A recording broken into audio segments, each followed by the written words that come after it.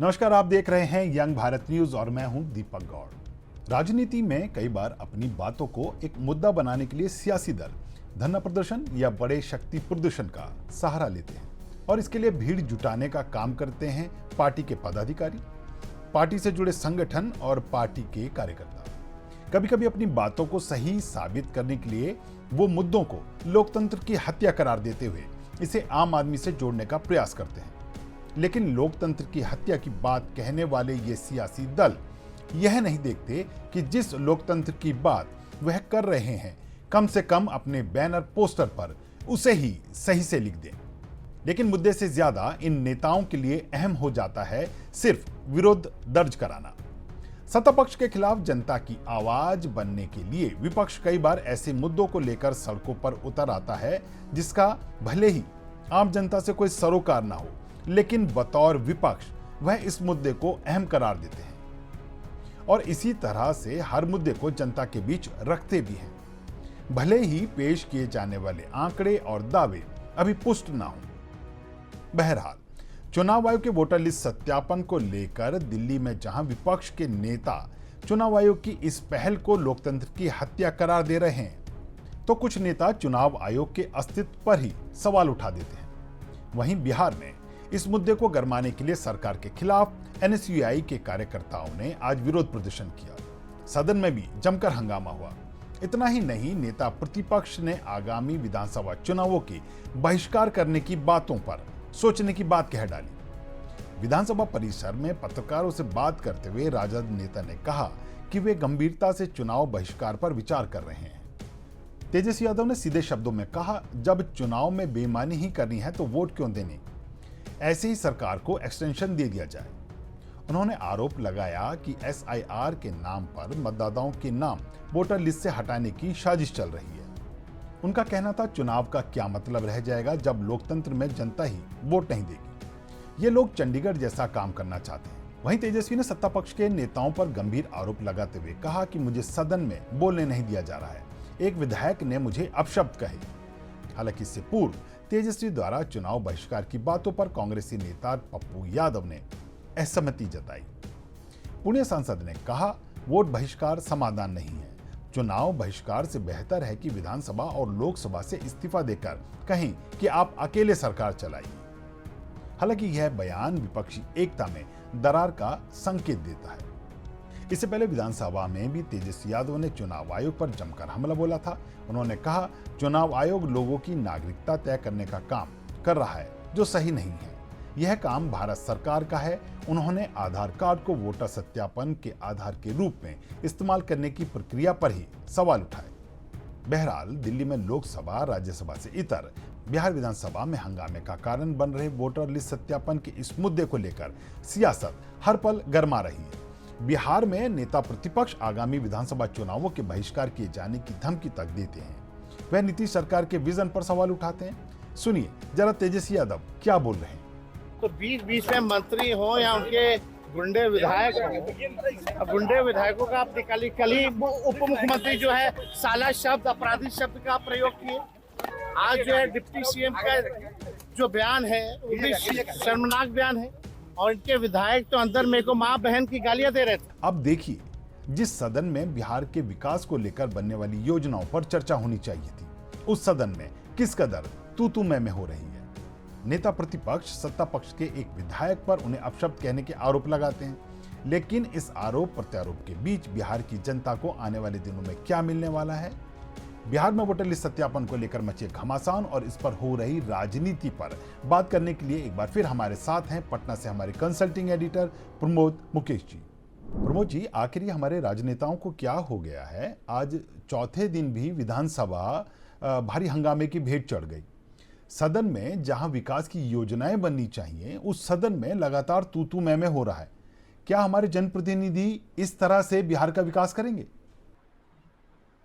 हाँ, नमस्कार दीपक जी। ये बहुत दुर्भाग्यपूर्ण है और चिंताजनक भी है कि जो तत्काल जो भी विधानसभा का सत्र चल रहा है वो इस विधानसभा का अंतिम सत्र था और ये सब बहुत ही संक्षिप्त 5 दिनों का सत्र था और आज चौथे दिन भी शुरुआत में कुछ देर कार्यवाही हुई और जनता के वो तमाम मुद्दे जिनके लिए ये जनप्रतिनिधि चुनकर आते हैं और जिनका पूरा उद्देश्य भी जनता की भलाई और जनता के मुद्दे को उठाना, और ये ऐसा मंच है जहाँ पे पक्ष और विपक्ष सभी लोग जनता के मुद्दे को उठाएंगे। लेकिन पिछले 4 दिनों से जो सीन दिख रहा है उसमें हंगामा करना ही मकसद है। और आप अगर दोनों पक्ष को सुनिए तो दोनों पक्ष एक दूसरे की बात को जस्ट विपरीत बोलते हैं। विपक्ष अगर कहता है कि मेरी बात नहीं सुनी जा रही है या मेरी बात नहीं की जा रही है, तो लेकिन पक्ष इसको लेके वो भी बहुत गंभीर नहीं है। विधानसभा अध्यक्ष ने जरूर कोशिश की कि सदन की कार्यवाही चले, और उन्होंने कल भी और आज भी नेता प्रतिपक्ष और तमाम विपक्ष के नेताओं को थोड़ा थोड़ा समय भी दिया अपनी बात कहने का, लेकिन वो हल्ला हंगामा ही होता रहा। जबकि चुनावी साल में अंतिम सत्र में ये मुद्दा होना ही चाहिए कि हम जनता की बात उठाएं और ज्यादा से ज्यादा जिन चीजों के लेके आंदोलित ही हैं उसकी ही चर्चा करें। अगर एसआईआर को लेके, स्पेशल इंटेंसिव रिवीजन को लेके ही हंगामा है तो चर्चा तो होनी चाहिए थी। कानून व्यवस्था की ही बिगड़ती स्थिति को लेके महागठबंधन के तमाम नेता अगर मुखर हैं सदन के बाहर, तो ऐसा मौका तो तलाशना चाहिए। ऐसी कंड्यूसिव एटमॉस्फेयर तो होना चाहिए जिसमें बातचीत हो, जिसमें बहस हो, बहस की गुंजाइश रहे। आप हंगामा करेंगे, सदन 11 बजे सदन की शुरुआत होगी और 12 बजे तक होते होते 2 बजे तक स्थगित। अब फिर वो यही सिलसिला पिछले 4 दिनों से। इस बीच सरकार को अपना काम भी करना है। इसमें 12 विधेयक को पास करना था, तो उसने 10 विधेयक कल तक पास हो गया। आज सरकार की जो वर्किंग, जो सरकारी कामकाज है वो तो होते ही रहेंगे, लेकिन उस बहस पे, उस विधेयक पे अगर चर्चा होती, अगर राम जानकी मंदिर बनना है सीतामढ़ी में और उसको लेके एक विधेयक आया था, अगर उसकी चर्चा होती तो जनता भी जानती। अब ये बस एक सूचनात्मक खबर भी रहेगी कि हाँ, क्योंकि सरकार को तो अपना जो काम करना है वो तो करना है, लेकिन ये दुर्भाग्यपूर्ण है कि इतना महत्वपूर्ण समय जिसमें अब तो बहस की गुंजाइश भी नहीं और हल्ला हंगामा होके ये खत्म हो रहा है। नहीं, पर बहस भी एक ऐसे मुद्दे पे हो रही है जिसमें सब केवल कयास लगाए जा रहे हैं। नीतीश यादव कल कहते हैं कि चुनाव आयोग ने एक कोई 700 पेजों का एक जो वो सुप्रीम कोर्ट में सबमिट किया ड्राफ्ट, उस ड्राफ्ट में कहीं भी जो विदेशी नागरिक हैं उनका नाम नहीं लिखा गया है, कि वो विदेशी मूल के नागरिकों का कोई जिक्र नहीं किया। तो उसमें ये इस बात को मानते हैं, तो दूसरी बातें उसमें लिखी गई हैं उन्हें नहीं मानते। एक ऐसे मुद्दे को लगातार भुनाने की कोशिश की जा रही है, एक ऐसे मुद्दे को लगातार भुनाने की कोशिश की जा रही है जिसका अभी डेटा किसी के सामने ही नहीं आया। पीड़ित पक्ष कहीं सामने है ही नहीं जो ऐसा कह सके कि हमारे वोट काटे जा रहे हैं। आज जो कांग्रेस की एक है NSUI, उनके पदाधिकारी, उनके कार्यकर्ता आज धरना प्रदर्शन कर रहे थे।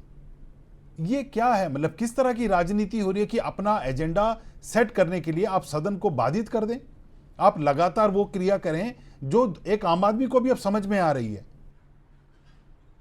हाँ, ये देखिए, पूरा का पूरा विपक्ष जो मतदाता पुनरीक्षण का काम चल रहा है राज्य में, उसको लेके के ही हंगामा कर रहा है। ये निश्चित रूप से कहीं कहीं जेन्युइन प्रॉब्लम भी है कि BLO द्वारा मतदाताओं के पहचान में या फॉर्म भरने में दिक्कत है, लेकिन 25 तारीख तक, कल तक ये काम होना है। 28 तारीख को सुप्रीम कोर्ट में सुनवाई भी होनी है। ये मामला सब जुडिस भी है। अगर कोई मामला सुप्रीम कोर्ट में चल रहा है तो उसको लेके जो पक्ष, जो सत्ता पक्ष, वो कहता है कि उसकी बहस की क्या गुंजाइश करनी है, पहले आंकड़े तो आने दीजिए। अगर जिस आंकड़े में, अगर जिस आंकड़ों की बात और अफिडविट जो है जिसकी चर्चा विपक्ष के नेता कर रहे हैं, सुप्रीम कोर्ट में 700 से ज्यादा पेजों का एक अफिडविट दाखिल किया गया है जिसमें विदेशी को लेकर, लेकिन मैं कई बार, और चुनाव आयोग के जो यहाँ के अधिकारी हैं उनका कहना है कि ये फाइनल सूची 1 अगस्त को जब ड्राफ्ट पब्लिश होगा उसमें पता चलेगा। जी ठीक है, बहुत सारी चीजें चुनाव आयोग ने उस समय भी कहा था कि हमें कुछ सूचना मिली है, कुछ एजेंसी, समाचार एजेंसी के द्वारा ऐसी सूचना है कि कुछ विदेशी पाए गए हैं, लेकिन उसकी जी फाइनल सूची जब तक कि पूरा प्रोसेस पूरा ना हो जाए, ये तो सच है ना कि 3 तरह की चीजें सामने आ रही है ऐसे, जिसमें 2003 के बाद की जो ये मतदाता सूची है, इसमें कम से कम 20 लाख लोग हैं जिनकी मृत्यु हो गई है, या जी 20 लाख लोग, लगभग 18-20 लाख लोग हैं जो फाइनली यहाँ से माइग्रेट कर गए हैं, जो दूसरे राज्यों में जी या दूसरे जगहों पे चले गए हैं। तीसरा, या जेलों में चले गए हैं। या तीसरा, ऐसे लोग हैं जो ट्रेसेबल भी नहीं है वो, और कुछ लोग जिनका डबल दोनों जगह है, जैसे एक जगह है अगर इस जिले में है तो दूसरे जगह दूसरे जिले में भी उनका नाम। तो ये 3 तरह की जो डुप्लीकेसी सामने आई है, जिसमें लगभग 50-52 लाख लोग के नाम सामने आए हैं, तो इनका तो कटना है कि नहीं? ये किस आधार तो पे, चाहे इनके नाम विपक्ष हो या कटने पे सत्ता पक्ष हो, जी जी बिल्कुल सही बात प्रमोद जी। इनके नाम तो कटने इनके में नाम क्या कटने पे आपत्ति है? आखिर बिल्कुल सही बात, इनके नाम कटने में इनको विपक्ष को इतनी आपत्ति क्यों नजर आ रही है? जैसे ललन सिंह ने कहा कि ये चुनाव से भाग रहे हैं क्योंकि इनके वोट कट रहे हैं और इनकी हार अभी से सुनिश्चित हो गई है। तो ये बात तो ये बिल्कुल नहीं पुष्ट हो नहीं, रही है। ये जब कल चर्चा हुई और किसी संवाददाता ने ये सवाल प्रेस कॉन्फ्रेंस में तेजस्वी यादव से पूछा कि आप जी इतना हंगामा कर रहे हैं, क्या आप चुनाव बहिष्कार की भी आपकी योजना है? तो उन्होंने कहा जी कि हाँ, अगर जिस ढंग से बेईमानी हो रही है, हमारे वोटर के नाम काटे जा रहे हैं, और अगर चुनाव ही इन्हीं को जीत के आना है तो इनका एक्सटेंशन कर दिया जाए और हम लोग चुनाव में शामिल होंगे नहीं, होने पे विचार कर रहे हैं। जी हो सकता है, लेकिन ये उनका जी नहीं है, ये बहुत बड़ा फैसला है। आज तक किसी भी जी बड़ी पार्टी ने, मैं जब कह रहा हूं आज तक किसी भी बड़ी जो राष्ट्रीय पार्टी है, उसने चुनाव बहिष्कार की बात नहीं की है। हाँ, जम्मू कश्मीर के में और नॉर्थ ईस्ट में कुछ पार्टियां जब अलगाववाद के खिलाफ या अलगाववाद के को समर्थन में रही, तो वो जो क्षेत्रीय और महाक्षेत्रीय पार्टियां हैं, या जो अल्ट्रा लेफ्टिस्ट पार्टियां हैं, जो नक्सली संगठन है, उनका तो होता है कि चुनाव जी बहिष्कार हो। लेकिन जो राष्ट्रीय पार्टियां हैं, जो या क्षेत्रीय पार्टियां बड़ी हैं, उन ये फैसला, और उसमें विवाद भी आ गया। अगर आप एक इंडिपेंडेंट नेता हैं जो कांग्रेस से काफी करीब हैं, पप्पू यादव, उन्होंने भी तो इस पे जी कहा कि ये संभव नहीं है, आप अपने तरीका बदल सकते हैं, लेकिन चुनाव बहिष्कार की बात कहाँ आती है?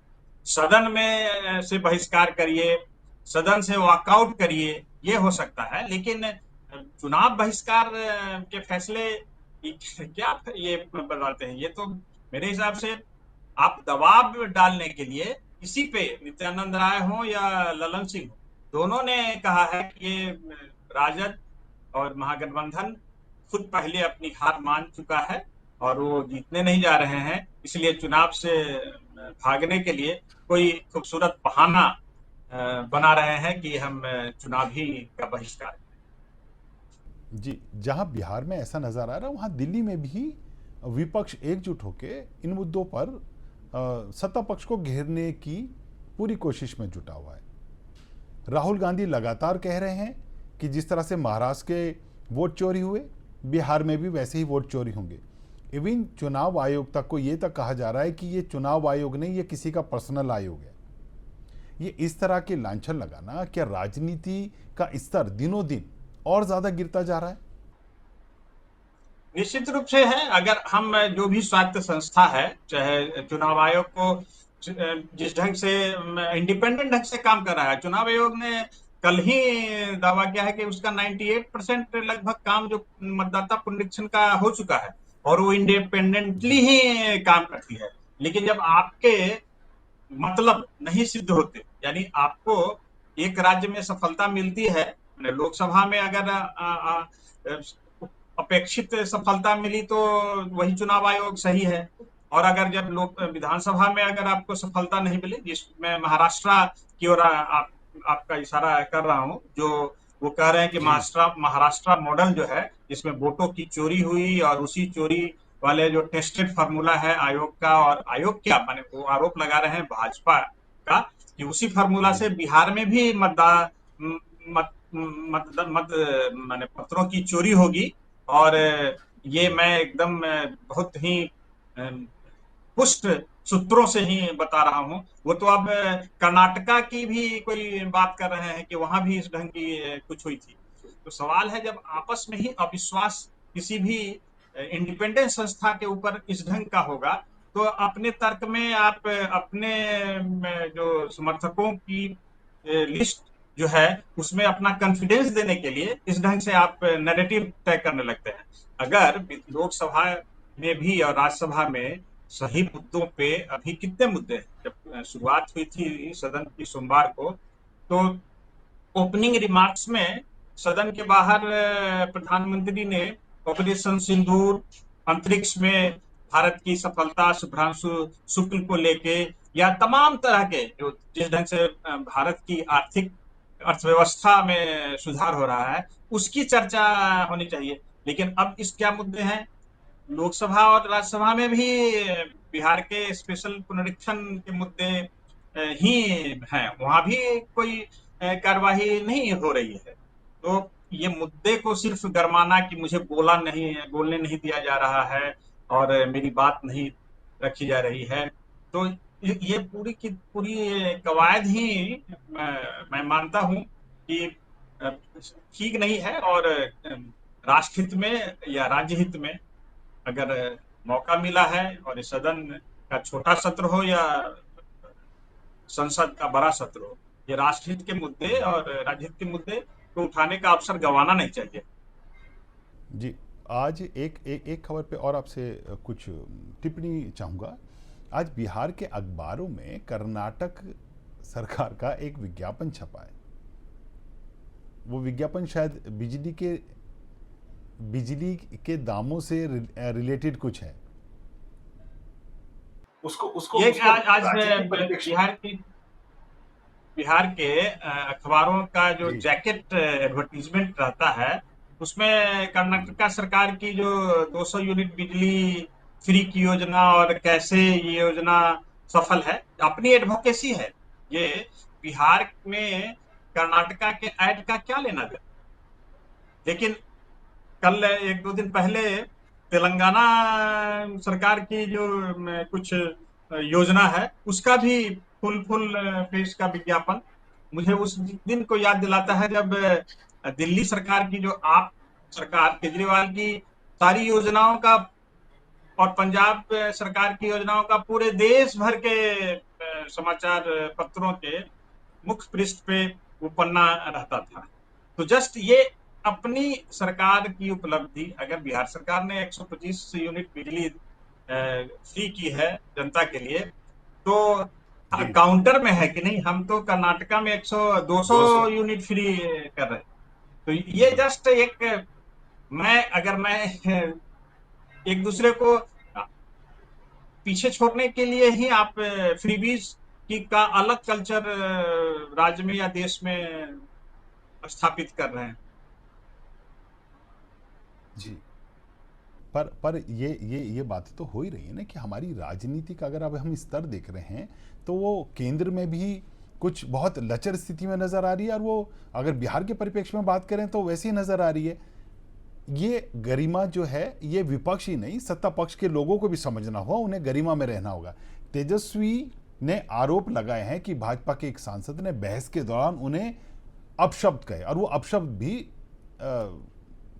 गंभीर मात्रा थी, उसकी मात्रा में उसे नहीं जोड़ेंगे, पर वो बहुत गंभीर अपशब्द कहे हैं। इस तरह के बयान, इस तरह की राजनीति, सवाल उठेगा क्या इससे बिहार आगे जाएगा? निश्चित रूप से किसी को भी यह अधिकार नहीं है कि अमर्यादित टिप्पणी या अपशब्द किसी को कहे। हर आदमी की व्यक्तिगत जी गरिमा और स्वतंत्रता है। अगर हमें आजादी है कि हम अपनी बात रखें, तो आप उसी उम्मीद करते हैं कि दूसरे भी हमारा सम्मान करें। अगर तेजस्वी यादव के प्रति किसी भी सत्ता पक्ष के नेता या मंत्री ने अभद्र टिप्पणी या अपशब्द बोला है तो ये गलत है, और उसके काउंटर में अगर विपक्ष के भी अगर सदस्यों ने कुछ आपत्तिजनक टिप्पणी की है, जिसको लेके कल हंगामा था कि किसी सदस्य ने शायद कहा था कि ये सदन किसी के बाप का नहीं, और जबकि बाहर में वो बोल रहे थे कि किसी की बपौती नहीं है, जो डिफाइन कर दिया, लेकिन सदन के भीतर हो सकता है कि वो इस्तेमाल किया हो। और तेजस्वी यादव वो क्या किसने अपशब्द कहा उसका तो मैं ऑडियो नहीं सुन पाया, लेकिन कोई कोई टोका टोकी जो जिस ढंग से कर रहे थे वो थोड़ा ऑब्जेक्शनेबल लग रहा था। इसलिए अगर किसी को भी ये आत्मसम्मान खुद का और दूसरे का भी सम्मान करने का अधिकार है, और उसको इस तरह के नहीं करना चाहिए। इससे विकास क्या होगा अगर हम भाषण के और बहस के उस नेताओं के बहस को सुनते थे। अब क्या, अब तो कंटेंट के नाम पे सिर्फ तू मैं या अब असंसदीय शब्दों की ही भरमार होगी, कंटेंट की बात ही नहीं होगी।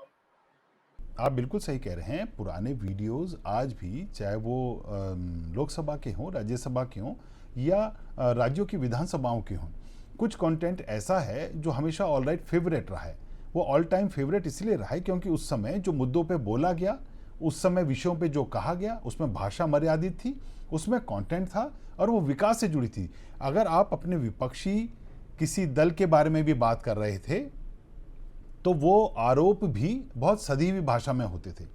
दिनों दिन देश के सियासतदान अपनी भाषा को जिस तरह से रख रहे हैं वो आपत्तिजनक तो है ही, साथ ही उनकी छवि, उनकी जो छवि बन रही है आम जनमानस के मन पे, जो छवि बन रही है वो बहुत अच्छी नहीं जा रही है।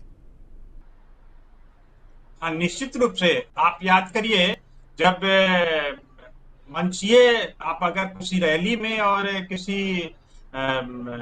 उसमें तो आप थोड़ी सी स्वतंत्रता हैं और आप खुल के बोलते हैं, लेकिन जब सदन में आप बोल रहे हैं, जब इसमें आपको पूरा देश सुनता है, आप नेताओं के आर्काइव में अगर भाषण सुनेंगे तो उसमें पूरी गंभीरता से विषय की गंभीरता होती थी, भाषा की गंभीरता होती थी, और एक लगता था कि ये कितना माने देश की चिंता होती थी।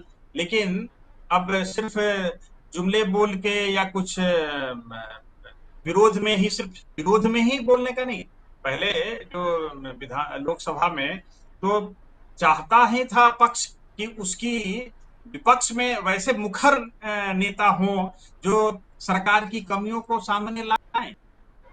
लेकिन आज के दौर में तो अगर ये वक्त भी मिला मान लिए और सदन में, तो हम हो हल्ला हंगामा पिछले कई सत्रों से, इस बार संयोग से एसआईआर का मुद्दा चल गया और अभी सदन में धमकी को लेकर उपराष्ट्रपति का मामला।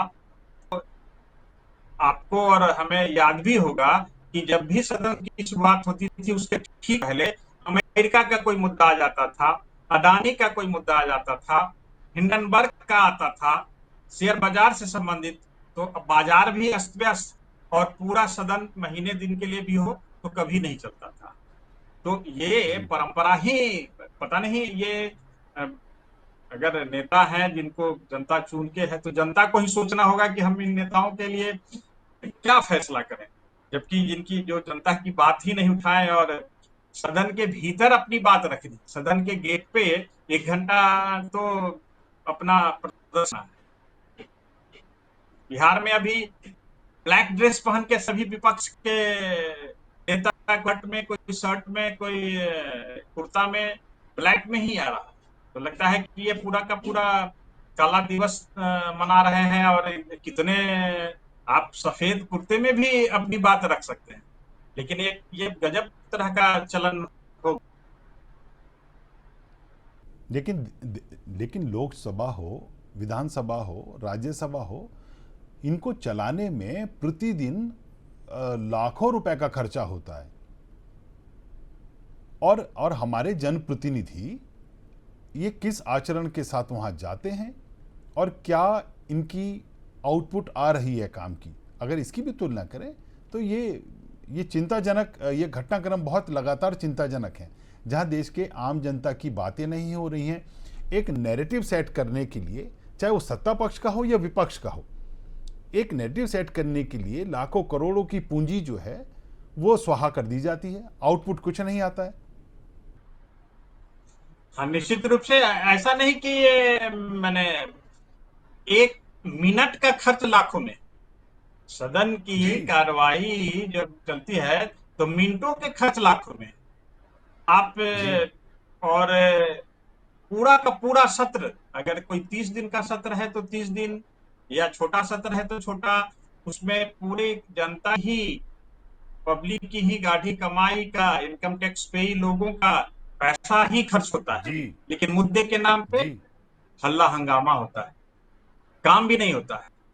मैंने कहा ना कि विधानसभा जी। में, अगर अभी बिहार विधानसभा में 12 विधेयक हैं, तो सरकार की मजबूरी है कि उसको बिना पास कराए, क्योंकि उसमें अनुपूरक बजट, वही स्थिति केंद्र में भी है कि तो सरकार को जरूरी है, लेकिन जिसपे बहस हो, जिसपे चर्चा हो, वो हम सिर्फ एक खाना पूरी करते हैं। और जबकि देश में, इसलिए चूंकि पूरे देश का ध्यान आप पे है, आप 12 बजे रात तक भी कभी वैसे मुद्दे सरकार के पक्ष में और प्रस्ताव लाने के लिए लोग बहस करते हैं, लेकिन ऐसे जब प्रश्नकाल है, जहां पे हम ही कि सरकार का जो सदन में जो प्रश्नकाल है, जिसमें आप प्रश्न पूछते हैं और जवाब दिया जाता है, ये सबको अलॉटेड टाइम रहता है, लेकिन पूरी की पूरी परिपाटी बदल हो सकता है। गुड सेंस समस्याओं को लेके जरूर प्रिवेल करेगा, और जो ये फिजूल खर्ची कहता हूं कि लाखों का खर्च होते हैं, लेकिन काम नहीं होती, बस काम की बात होती है कि आज गेट पे, मकर द्वार पे और बाहर हल्ला हुआ, अभी तक कोई कार्रवाई नहीं। जी। तो ये तय रहा कि ये हमारे जनप्रतिनिधि अगर इसी तरह हमारे लोग जनता के पैसे की बर्बादी करेंगे, जनता के समय की बर्बादी करते रहेंगे, तो ये देश और ये प्रदेश आने वाले समय में ऐसे जनप्रतिनिधियों को सबक सिखाएगा, और जनप्रतिनिधि सबक सिखाएंगे चुनावों के दौरान। जनप्रतिनिधियों को सबक सिखाया जाएगा चुनावों के दौरान। प्रमोद जी, आप इस मुद्दे पर हमारे साथ जुड़े, आपका बहुत बहुत शुक्रिया। आपको हमारा ये वीडियो कैसा लगा, हमें कमेंट बॉक्स में लिखकर जरूर बताएं, और इसी तरह के वीडियो देखने के लिए जुड़े रहिए हमारे साथ। हम हैं यंग भारत न्यूज, सच के साथ।